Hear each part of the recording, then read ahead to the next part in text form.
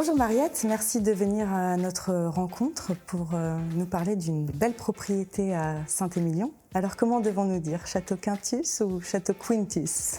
Château Quintus, qui est à l'origine un hommage aux créateurs du vignoble de Saint-Émilion, les Gallo-Romains, qui avaient pour habitude de prénommer leur 5e enfant Quintus. Donc Château Quintus, c'est le dernier né d'une grande fratrie et je fais notamment référence au château Aubryon, Mission Aubryon. C'est une propriété incarnée par les domaines Clarence Dillon et le prince Robert de Luxembourg. Quelle aventure de devoir s'implanter en rive droite, un vrai défi, d'autant plus que vous avez complètement créé un nouveau vin.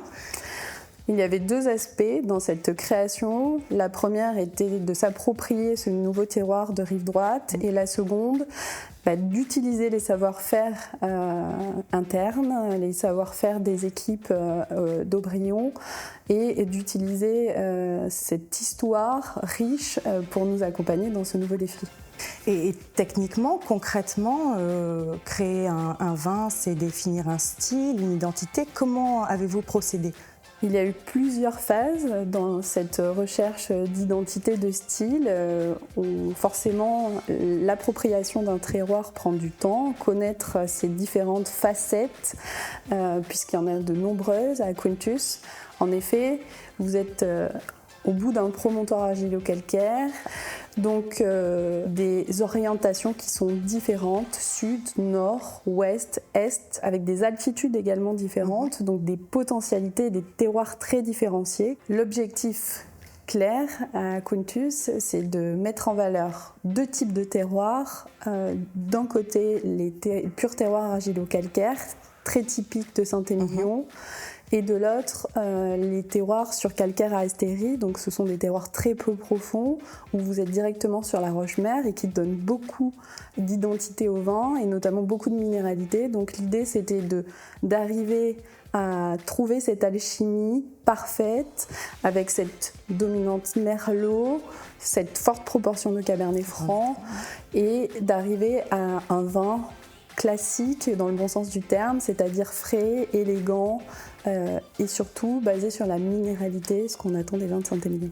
Donc vous avez entre les mains une mosaïque parcellaire avec laquelle vous pouvez jouer pour la production du premier vin, Château Quintus, mais également pour le second vin, le Dragon de Quintus. Alors le Dragon de Quintus, c'est aussi le symbole de la propriété. Est-ce que vous pouvez nous en dire plus ? Le dragon de Quintus trouve son origine dans l'aspect historique, puisqu'en lieu et place de notre statue, de notre dragon, il se trouve qu'il y avait une tour de guet qui protégeait, donc il y a cette notion de protection, et le dragon aujourd'hui, et dans cette image, protège l'ensemble de notre terroir, et c'est l'idée de ce dragon.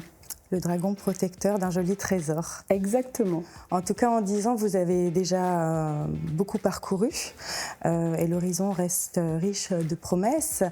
C'est notre rôle en tant que négociant partenaire de le souligner et de le mettre en avant à vos côtés sur les marchés. Plusieurs moments charnières, comme vous l'avez évoqué. 2011, premier millésime. 2015, un style un peu plus affirmé déjà. Et puis le millésime 2016, que nous allons goûter ensemble. Est-ce que vous pouvez nous en parler ? En effet, le millésime 2016 pour nous est l'un des moments charnières de Quintus. On estime que le style Quintus et identité apparaît à ce moment-là parce que nous avons été aussi beaucoup plus précis dans la connaissance de nos terroirs, également plus précis dans nos méthodes de vinification. Entre 2011 et 2016, nous avons beaucoup travaillé sur l'intégration des boisés et ça, c'était 2 clés essentielles dans nos vins en 2016. Hâte de découvrir ce 2016 alors avec vous. Avec grand plaisir. Bonjour Arthur. Bonjour Arthur. C'est magnifique.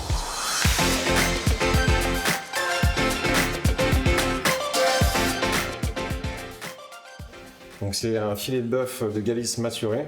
Donc vous allez retrouver des petites cigarettes de pommes de terre à la vanille. Vous avez aussi une petite poudre d'olive noire pour rappeler le côté épicé du millésime 2016. Vous avez aussi une petite escalope de foie à palais pour rappeler le côté un peu gras. Et les petites herbes, notamment des pousses de chiso, des pousses de moutarde, pour le côté floral. Ça semble délicieux. Ça semble très intéressant. Arthur, je trouve qu'il y a une très belle complexité aromatique dans le plat que vous nous présentez. Et ça reflète parfaitement notre dégustation du Château Quintus 2016, dans lequel on retrouve cette palette aromatique qu'on a évoquée précédemment. La palette aromatique qu'on retrouve dans l'assiette est vraiment le reflet de cette palette des terroirs que nous avons à Quintus. Et c'est particulièrement intéressant d'avoir ce parallèle entre ce magnifique plat et ce vin qui est loin de son apogée, mais qui est encore très jeune, mais qui, dans quelques années, sera, on l'espère, l'un des fleurons de Saint-Émilion. Merci pour cette association. Et merci à vous.